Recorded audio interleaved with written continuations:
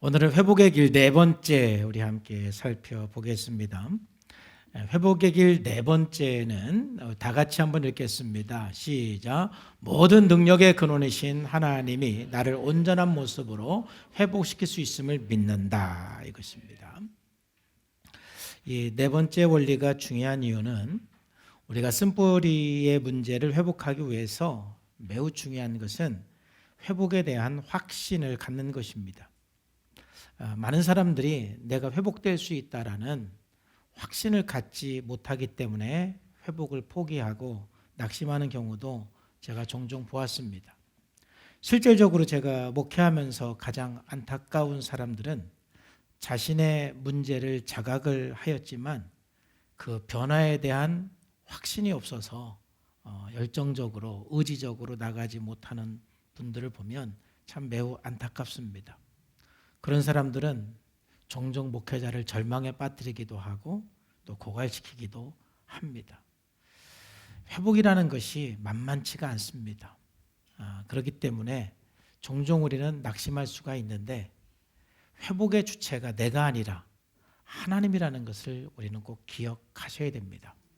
내 힘으로 회복하려고 할 때는 우리는 낙심할 수밖에 없습니다.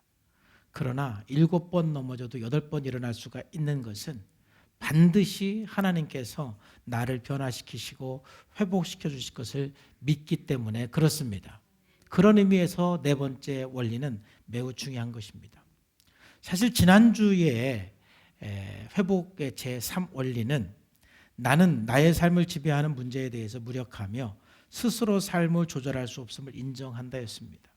그러니까 모든 사람은요, 자기 문제 앞에서 굉장히 무력한 존재이기 때문에 스스로 회복에 대한 확신을 가질 수 없는 것이 어쩌면 당연한 것입니다. 그래서 제가 종종 받는 질문이 그거예요. 목사님, 저도 정말 변할 수가 있습니까? 저도 정말 회복할 수가 있습니까? 이런 질문을 제가 굉장히 종종 받아요. 그게 어떤 의미냐면은 정말 어렸을 때부터 굉장히 상처를 많이 받고 그래서 자기가 생각하기에 다른 사람보다 나는 굉장히 문제가 많다고 생각해요. 그리고 굉장히 쓴뿌리도 강하다고 생각을 해요. 그러다 보니까 정말 내 문제가 회복될 수 있을까? 이런 의문을 갖기도 하고 또 불신을 갖기도 하고 또 그래서 낙심하는 것은 어쩌면은 당연하기도 합니다. 요한복음 5장에도 보면은 38년 된 이 병자가 있는데 이 38년 동안 낫지 않고 이렇게 누워있는 상태로 있게 되면은 스스로 회복에 대한 의지도 사라지게 되고 소망도 사라지게 되는 것은 어쩌면 정상이 아니겠습니까? 그렇기 때문에 예수님께서 이 병자를 치유하실 때 먼저 질문하신 것이 뭐냐면은 내가 낫고자 하느냐 이것이죠. 회복에 대한 의지, 회복에 대한 소망을 먼저 묻는 거예요. 그렇기 때문에 우리가 제3 원리에서 쓴뿌리의 문제, 죄의 문제에 대해서 우리가 무력감을 인정하는 것은 반드시 우리의 회복의 근원이신 예수 그리스도 앞에 나가기 위한 첫걸음이지 정말 거기에서 우리가 무기력하게 되면 안 된다는 것입니다. 우리는 12가지 회복의 길을 앞으로 계속 배우게 될 텐데 그 12가지 회복의 길을 통해서 우리가 무엇을 해야 되는지 어떠한 일을 해야 되는지를 우리는 계속해서 나누게 될 것입니다. 그런데 여러분들이 정말 꼭 기억해야 될 것은 회복의 주체는 내가 아니라 하나님이라는 것. 회복의 과정 속에서 하나님이 없이는 내가 회복할 수 없다라는 그러한 믿음을 갖는 것이 매우 중요한 것입니다. 온전한 변화는 나를 위해 십자가에 죽으시고 부활하신 예수 그리스도를 믿고 그분과 연합하는 삶을 통하지 않고는 결코 가능하지 않습니다. 왜냐하면 여러분 회복의 과정은 굉장히 싸납고 어려운 풍랑의 과정인 것입니다. 그 싸납고 어렵다라는 이유는 그 힘들다라는 그 이유는 뭐냐면 우리가 뭐든지 그런 거예요. 공부든지 운동이든지 오늘보다 내일이 낫고 내일보다 모레가 낫고 모레보다 그 다음 날 계속 수직적으로 발전하면 사실 어려울 게 아무것도 없는 거예요. 근데 공부도 그렇고 운동도 그렇고 이 쓴뿌리 회복도 그렇고 뭔가 다시 재발을 합니다. 옛날로 다시 돌아가는 거예요. 그래서 이 회복의 과정이 어렵다라는 거예요. 내가 굉장히 변화된 줄 알았는데, 회복한 줄 알았는데 또 옛날 모습이 또 나오는 거예요. 그럴 때마다 자꾸 낙심하게 되고 나는 안 되나 봐, 나는 힘든가 봐, 이런 생각을 하게 됩니다. 여러분, 그럴 때 이 사원리가 굉장히 중요한 것입니다. 그럴 때마다 모든 능력의 근원이신 하나님이 나를 온전한 모습으로 회복시킬 수 있음을 믿어서 다시 일어나야 할 줄로 믿습니다. 그래야만 우리는 포기하지 않고 다시 시도하고 다시 일어나서 우리는 표대를 향해서 예수 그리스도를 닮는 그날까지, 참된 예수의 제자가 되는 그날까지 우리는 평생 변화와 회복을 위해서 제자의 길을 갈 수가 있는 거예요. 여러분, 사도 바울도 정말 그 변화의 주체가 자기가 아니라 예수 그리스도라는 것을 고백하면서 희망을 갖게 되는 것입니다. 24절만 보면은 굉장히 절망적이잖아요. 오라, 나는 공고한 사람이로다. 이 사망의 몸에서 누가 나를 건져낼까? 이 구절만 똑 떼서 보면은 굉장히 절망적이고 희망이 없어요. 그런데 사도 바울이 희망을 갖는 것은 25절인 것입니다. 우리 주 예수 그리스도로 말미암아 하나님께 감사한다. 계속해서 나는 하나님의 말씀대로, 하나님의 법대로 살기를 원하는 내 의지가 있는데 내 속에 있는 법은 끊임없이 나를 하나님의 말씀대로 살지 못하게 하는 내 속에 있는 그 죄의 법이 있어요. 그래 나는 너무 힘들고 지쳐 있어요. 그러나 감사한 것은 분명히 하나님께서, 예수 그리스도께서 나를 회복시켜 줄 수 있는 그 능력이 계신 분을 믿기 때문에 감사하다라는 거예요. 그래서 로마서 7장 24절에서 이어지는 구절이 바로 8장 1절이죠. 그래서 로마서 8장 1절 2절에 그러므로 이제 그리스도 예수 안에 있는 자에게는 결코 정죄함이 없나니 이는 그리스도 예수 안에 있는 생명의 성령의 법이 나를 해방시키는 거예요. 내가 하는 것이 아니라 예수 그리스도 안에 있는 생명의 성령의 법이 나를 자유케 하고 나를 회복하고 나를 온전케 할 줄로 믿습니다. 그렇기 때문에 우리가 이 회복에 대한 이 믿음, 온전하신 전능하신 하나님께서 나를 온전하게 회복시킬 것을 100% 믿고 나갈 때 다시 재발되고 다시 옛날 모습으로 순간적으로 돌아간다 할지라도 우리는 그 믿음 안에서 다시 일어나고 다시 일어나서 우리는 표대를 향해서 나갈 수가 있는 것입니다. 그리고 우리가 변화되었을 때 사도 바울처럼 그렇게 고백할 수가 있는 것입니다. 나의 나 된 것은 하나님의 은혜로 된 것입니다. 여러분, 사도 바울이 정말 사도로서 얼마나 열심히 결단하고 사역하고 노력을 했습니까? 그래도 그는 나의 나 된 것은 하나님의 은혜다라고 고백하는 것이죠. 우리는 참된 예수님의 제자가 되고 회복하기 위해서 우리가 해야 될 일들이 굉장히 많습니다. 그러나 나의 나 된 것은 예수 그리스도인 것입니다. 하나님의 은혜로 된 것입니다. 그래서 우리는 이 회복의 과정 속에서 믿음이라는 것이 너무 중요한 것입니다. 그렇다면 우리가 그러한 흔들리지 않는 믿음을 갖기 위해서 중요한 한 가지가 있습니다. 그것은 여러분 안에 잘못된 하나님의 그 개념, 하나님의 이미지를 발견하고 그것을 성경적인 하나님으로 여러분들이 세워나가는 것이 굉장히 중요한 것입니다. 사람들은요, 초기 대상관계 속에서 이미지화된, 표상된 하나님이 누구나 다가 있습니다. 저도 그렇고 여러분도 그렇습니다. 표상된 하나님이라는 것은 무엇이냐면은 바로 어린 시절에 형성한 그 상들, 또 감정들, 그리고 기억들을 말하는 것입니다. 그 리조또와 맥다그는 이런 말을 했습니다. 초기 아동기에는 자기 이미지뿐만이 아니라 하나님의 이미지가 형성된다는 것이 굉장히 의미 있는 말이에요.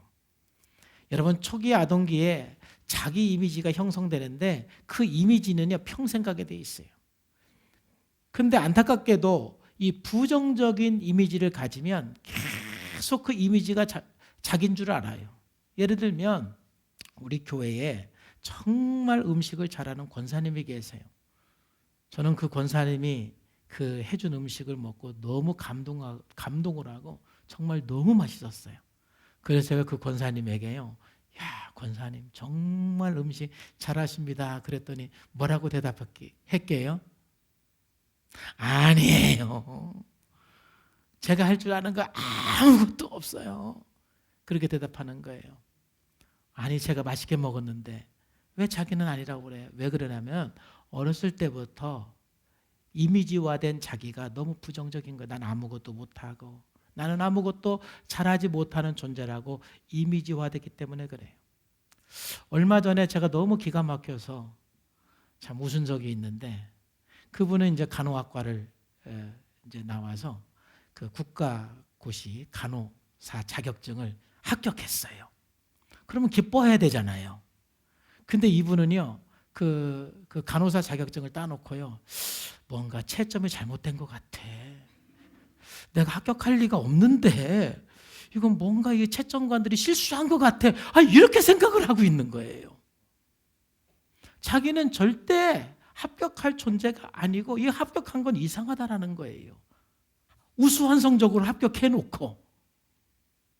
그게 무엇이냐면은 자기 이미지가 이 어렸을 때부터 너무 부정적인 이미지가 너무 강하다 보니까 나는 못하는 사람, 나는 못난 사람, 나는 아무것도 할 수 없는 사람, 그 이미지를 갖고 살아가는 것이죠. 그런데 오늘 제가 나누고 싶은 것은 하나님에 대한 이미지예요. 그때에 하나님에 대한 이미지도 형성된다는 거예요. 부모님에게 학대를 받았으면 하나님을 학대하는 하나님으로, 부모님이 무관심하였으면 하나님을 무관심한 하나님으로 이미지화가 된다라는 것입니다. 그렇기 때문에 예수를 믿으면서도 평생 심판을 두려워하면서 살아가는 그리스도인이 있기도 합니다. 어떤 사람은 신앙생활 오래 했지만 하나님께서는 다른 사람들은 사랑하고 다른 사람의 기도를 응답해 주지만 나는 사랑하지 않고 내 기도는 응답해 주지 않을 거라는 굳건한 믿음을 가지고 살아가는 분들도 종종 보게 되는 것입니다. 왜냐하면 어린 시절에 잘못된, 표상된 하나님의 이미지인 것입니다. 그래서 리조트는 어떤 얘기를 했느냐면은 모든 사람들은 어떤 신앙을 갖든지 그 사람이 신앙을 갖기 이전에 이미 이미지화된 신의 형상, 하나님의 이미지가 있다라는 것입니다. 그렇기 때문에 저와 여러분들이 올바른 믿음을 갖기 위해서는 저나 여러분들 안에 잘못된 하나님의 형상, 다시 말해서 우리 모두는 이미지화된 하나님이 있는데 그것이 성경적이면 괜찮은데 성경적이지 않는 하나님의 그 이미지가 있다라면 그것을 발견하고 성경적인 이미지를 갖는 것이 매우 중요합니다. 자, 예를 들면 제가 대표적으로 만난 몇 그룹이 있는데 이 어린 시절부터 공정하지 못한 부모님 밑에서 자라면서 굉장히 편애를 당해서 자라게 되면 하나님에 대한 이미지가 편애하는 하나님, 또 공정하지 못한 하나님이라는 이미지를 갖게 됩니다. 그래서 그분은 목회자였는데 그분과 제가 묵상을 나누면서 제가 깜짝 놀란 적이 있어요. 그때 나누었던 묵상 본문이 오늘 좀 전에 보았던 요한복음 5장이었는데 요한복음 5장에 보면은 예루살렘에 있는 양문 곁에 히브리 말로 베데스다라 하는 못이 있었는데 거기에 행각이 5이 있었고 그 안에 많은 병자, 맹인, 다리 저는 사람, 혈기 마른 사람 등 많은 병자가 있었어요. 그런데 그때 예수님께서 5절부터 쭉 보면은 그 많은 병자들은 예수님께서 그냥 지나치시고 38년 된 한 명의 병자만 치료하셨어요. 그런데 그것을 보고 그 목사님은 너무 이 성경을 볼 때마다 너무 화가 난다라는 거예요. 왜 하나님은, 왜 예수님은 한 사람만 고치냐 이거예요. 안 고치려면 한 사람도 고쳐주지 말고 고치려면 다 고쳐줘야지. 왜 한 사람을 편애하냐 이거예요. 왜 공정하지 못하냐 이거예요. 근데 그분은 목사님이세요.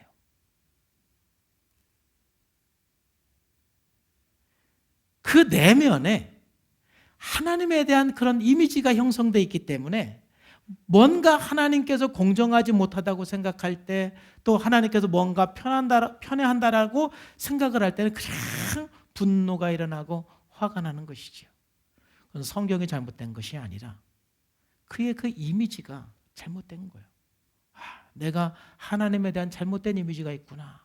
이것을 발견하고 성경적인 하나님의 이미지를 가져야 돼요. 그때만 해도 제가 이런 사실을 몰랐기 때문에 제가 당황해가지고 이렇게도 생각하는구나 하고 제가 놀라기는 했지만은 아무 이야기도 해주지 못했어요. 아마 지금 같았으면은 제가 좀 여러 가지 이야기를 해줬을 텐데 말이죠.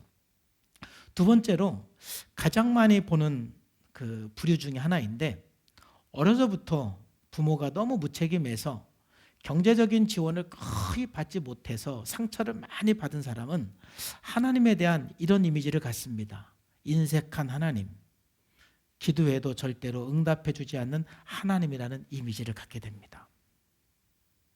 그러다 보니까 이 사람이 분명히 예수님께서 내 죄를 위해서 십자가에 죽으시고 부활한 걸 믿음으로 예수를 믿어서 구원받은 사람인 것은 분명해요. 그렇지만 끈질기게 기도를 못해요. 기도를 하기는 하는데 기도를 하면서 그 머릿속에 하나님에 대한 이미지는 인색한 하나님, 그리고 내가 기도해도 절대 응답해 주지 않는 하나님이라는 이미지가 있어요. 성경 말씀에 구하라 그러면 주실 것이라, 찾으라 그러면 찾을 것이라, 문을 두드리라 그러면 열릴 것이라는 말씀을 그 사람이 안 믿는 건 아니에요. 그런데 가슴으로 믿는 건 아니에요. 그래서 한 번, 두 번 기도하고 더 이상 기도하지 않습니다. 여러분들이 아는 것처럼 기도라는 것은 말이죠, 그 응답이라는 것이 한 번 기도해서 응답되는 것이 뭐 그리 많이 있습니까? 어떤 건 한 달 기도하고, 어떤 건 1년을 기도하고, 어떤 내용은 5년, 10년을 기도해서 응답받는 것들이 참 많은데, 이러한 하나님에 대한 이미지가 있는 분들은 한 번에서 두 번 기도하고 딱 그 문제를 가지고 기도하지 않습니다. 이런 분들은 제가 참 많이 봤습니다. 안타깝죠.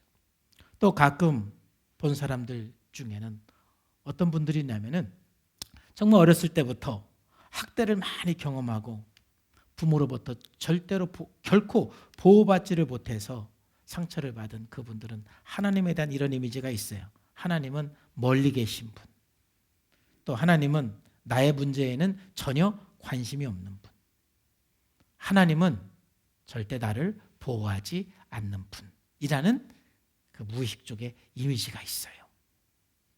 그러다 보니까 성경을 읽으면서 하나님이 너와 함께한다, 너를 지켜준다, 내가 너를 도와준다, 이러한 말씀을 읽을 때마다 머리로서는 이해는 되는데 가슴으로서 그 말씀이 와닿지가 않는 것입니다.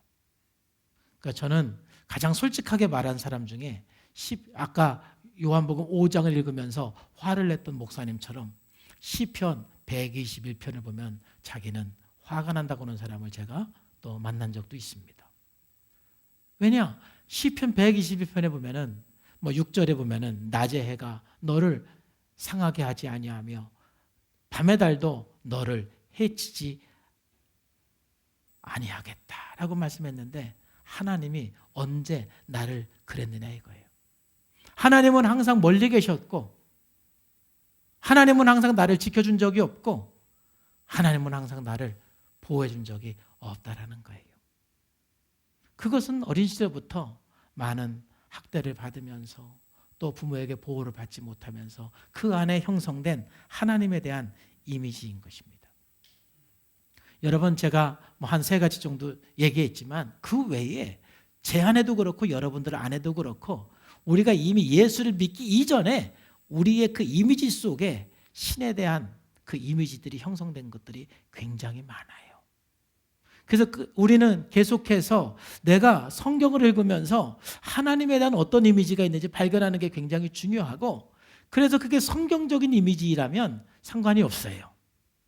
그러나 성경적이지 않는 이미지는 우리가 그것을 발견해서 버릴 때 우리가 포기하지 않고 끝까지 하나님을 신뢰하고 하나님을 믿는 믿음 안에서 우리가 회복할 수가 있는 것입니다.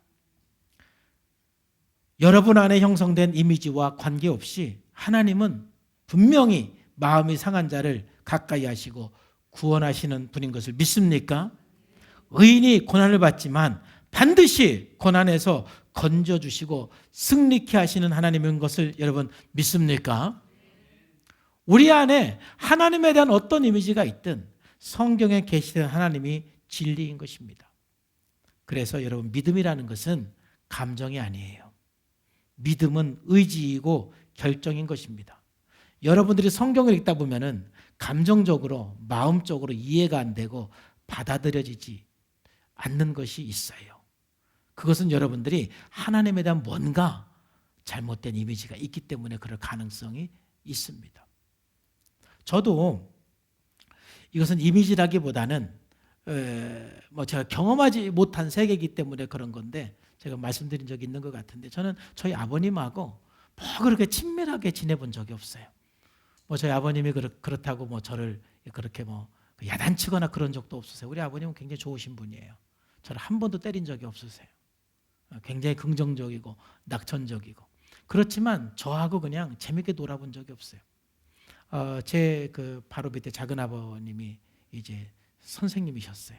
그리고 제 작은 어머니도 여기 신석초등학교 선생님이셨어요. 그리고 방학 때만 되면 두 분 다 선생님이시니까 아이들을 데리고 전부 한 달 동안 우리 집에 와서 사시고 가셨어요. 또 사촌들이 저하고 또 친구예요. 굉장히 재밌게 놀았던 옛 추억들이 있습니다. 그런데 그때 제가 굉장히 충격적인 사건이 있었어요. 뭐냐면 이제 저녁 때 이제 저녁 먹고 제 사촌은 아빠하고 막 씨름하고 팔씨름하고 같이 태권도 하고 그러면은 작은 아버지는 막 액션을 취하면서 또 져주기도 하고 이제 그러는 거예요. 그런 모습이 너무 낯설은 거예요. 저는 아버지를 아빠라고 불러본 적도 한 번도 없어요. 옛날에 그랬잖아요. 그냥 아버지예요. 한 번도 우리 아버지가 농담을 하거나 씨름을 하거나 팔씨름을 하거나 그런 적이 없어요. 그러다 보니까 제 이미지 속에 하나님과 친밀한 것이 무엇인지 이미지가 없어요. 이미지가 없어. 잘못된 이미지가 아니라 이미지가 없어요. 그러니까 성경을 읽으면서 제가 이렇게 YM에서 이게 훈련받으면서 거기서 가장 강조한 건 하나님과 친밀한 관계거든요. 도대체 친밀한 관계가 뭔지 머리로는 알겠는데 이미지가 없으니까 느끼지를 못하겠는 거예요. 느낌을 모르는 거예요. 좀 느낌을 알아야 되는데 하나님과 친하다는 게 뭐지? 하나님과 친밀하다는 게 뭐지? 하여튼 뭔가 알 것 같기는 한데 모르겠는 거예요. 근데 재밌는 것은 어렸을 때부터 아빠하고 굉장히 친밀함을 많이 누렸던 그 사람들은요, 하나님과 친밀함이라는 걸 얘기하면 그냥 이해를 해버려요. 왜요? 느낌 아니까. 그게 뭔지를 아니까. 그래서 제가 이 하나님과의 친밀한 관계로 나가기까지 굉장히 시간이 오래 걸렸어요. 여러분, 그런 것입니다. 우리 안에는 저나 여러분들이나 다 긍정적인 것도 있고 부정적인 것도 있고 하나님에 대한 그런 이미지들이 있는데 그게 성경적일 수도 있고 성경적이지 않을 수도 있어요. 그런 이미지들을 우리가 발견을 해서 성경적인 이미지를 가질 때 우리들은 바른 하나님, 성경적인 하나님을 믿음으로 말미암아서 어떠한 상황 속에든지 하나님을 신뢰하고 우리는 끝까지 회복을 향해서 나갈 수가 있습니다. 그래서 두 번째로 그래서 이 성경에 계시된 하나님을 잠깐 우리가 살펴보기를 원합니다. 우리는 하나님에 대한 그 개념, 하나님에 대한 이미지를 우리가 성경적인 하나님으로 계속해서 채워가는 것이 굉장히 중요합니다. 성경 전체를 우리가 봐야 되겠지만 어떻게 오늘 그럴 수가 있겠어요? 구약의 한 구절, 신약의 한 구절만 보겠습니다. 창세기 3장에 보면은 아담과 하와가 눈이 밝아져서 그들이 벗은 줄을 알고 무화과 나무 잎을 엮어 치마로 삼았더라 그랬죠. 그러니까 아담과 하와가 범죄한 후에 눈이 밝아져서 결국은 본인들의 벗은 몸이 발견되었어요. 이것은 죄로 인한 수치, 또 죄로 인한 부끄러움을 발견이 되고, 그러니까 그것을 감추기 위해서 무화과 나무 잎으로 치마를 만들어 가리운 것이죠. 사람들은 죄를 지면 다 감추고 싶고 가리고 싶고, 그래서 뭔가를 통해서 우리의 약점과 우리의 문제들을 감추고 싶어 합니다. 근데 여러분, 그런다고 우리가 감춰집니까? 그럼 우리가 감추고 싶어 하는 것이 뭘까요? 무화과 잎을 통해서 그렇게 감추고 싶어 하는 게 뭘까요? 어떤 사람이 무화과 잎이라는 그 단어를 가지고 그 내용을 설명을 했는데 굉장히 그 일리가 있어요. 그죠? 사람들이 죄로 인해서 늘 경험하는 것은 첫 번째는 좌절감, 실패감이라는 것이죠. 항상 우리가 성공하고 또 승리하면 좋지만 끊임없이 우리들은 좌절하고 실패하면서 굉장히 우리가 힘들어요. 그래서 그걸 감추고 싶어 하는 것이죠. 또 우리들 안에 있는 그 열등감, 낮은 자존감, 이게 우리를 힘들게 하고 우리로 하여금 고통스럽게 합니다. 이러한 문제들을 우리는 무화과 잎으로 가리고 싶어 하는 거예요. 또 죄책감, 고독, 거절감, 불안, 공포, 두려움. 하나님을 떠난 인간들에게는 끊임없이 이러한 문제들을 경험하게 되고, 이러한 문제들을 우리들은 없애고 싶고 가리고 싶은 것이 우리의 어떻게 보면 본능이에요. 그래서 무화과 나무 잎이라도 우리가 꺾어서 이러한 모든 수치들을 가리고 싶어 하는 것이지요. 그런데 여러분, 우리가 스스로 가릴 수가 있겠습니까? 무화과 잎으로 저러한 문제들을 가릴 수 있겠습니까? 어떻게 해결할 수가 있겠습니까? 21절 말씀에 참으로 재미있는 복음이 있지요. 여호와 하나님이 아담과 그의 아내를 위하여 가죽 옷을 지어 입히셨다. 이렇게 나와요. 가죽 옷을 지어 입히셨다. 여러분, 옷이라는 것은 보호 기능과 사회적 지위나 역할을 나타내는 기능이 있어요. 여러분들이 지금 옷을 입은 것은 그 나름대로 보호의 기능이 있지요. 추위를 막아주잖아요. 뿐만 아니라 나름대로 여러분의 옷은 여러분들의 사회적 지위나 역할들을 나타내기도 합니다. 예수님께, 하나님께서는 그 가죽옷을 여기 또 지어 입혔다 그래요. 그래서 입히셨다라는 말이 이 성경에서 한 두 가지의 용례로 사용되는데, 첫 번째는 왕들이요 굉장히 명예롭게 된 신하들에게 옷을 입힌다라고 나와요. 그래서 그 아하술의 왕이 모르드에게 옷을 입히잖아요. 왕복을 입히잖아요. 그러니까 영예로운 신하에게 그 영광을 드러내기 위해서 왕이 그 신하에게 옷을 입히는 거예요. 또 두 번째 성경에서 사용되는 용례는 뭐냐면은 제사장들에게 거룩한 옷을 입힌다라고 나와요. 거룩한 옷. 그래서 제사장들은 거룩함의 상징을 나타내는 그런 옷을 입게 되는 것이죠.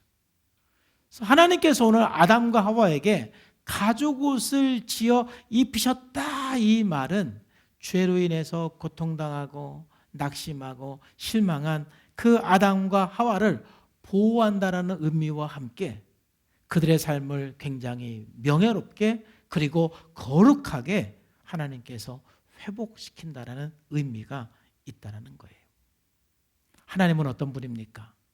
내 스스로 해결할 수 없는 나의 죄의 문제, 쓴뿌리의 문제를 하나님께서 우리들에게 가죽옷을 입혀 주듯이 반드시 우리의 문제를 가려주시고 또 해결해 주시고 또 회복시켜 주시고 치유해 주시는 분이 우리 하나님인 것을 여러분 믿으시기를 주님의 이름으로 축복합니다. 이게 성경에서 나타난 하나님인 것입니다. 그리고 오늘 우리 함께 읽었던 누가복음 4장 17절에서 19절에 보면은 예수님은 우리를 구원하기 위해서 오셨는데 그 구원에 대해서 좀 더 자세하게 설명한 것이 누가복음 4장 17절에서 19절이라고 할 수가 있어요. 선지자 이사야의 글을 드리건을 책을 펴서 이렇게 기록된 대로 찾으시니 곧 주의 성령이 내게 임하셨으니 이는 가난한 자에게 복음을 전하게 하시려고 내게 기름을 부으시고 나를 보내사 포로된 자에게 자유를, 눈먼 자에게 다시 보게 함을 전파하며 눌린 자를 자유롭게 하고 그랬어요. 예수님께서 이 땅에 오신 것은 우리를 구원하기 위해서 오셨는데 바로 좀 더 그 구원을 구체적으로 설명하면 포로된 자를 자유케 하고 눈먼 자를 다시 보게 하고 눌린 자를 자유케 하는 거예요. 우리는 죄와 쓴뿌리로 인해서 굉장히 포로되어 있고 죄와 쓴뿌리로 인해서 영적으로 눈멀어 있고 또 죄와 쓴뿌리로 인해서 우리가 눌려 있는 것들이 굉장히 많습니다. 거기에서 우리를 자유케 하는 분은 누굽니까? 오직 예수 그리스도인 것입니다. 여러분 생각 속에 있는 하나님이 아니라 성경에 계시된 하나님을 바로 알고 어떠한 상황 속에서든 나를 회복시키신 예수 그리스도 하나님을 신뢰하고 믿음으로 저 표대를 향해서 나가시기를 주님의 이름으로 축복합니다.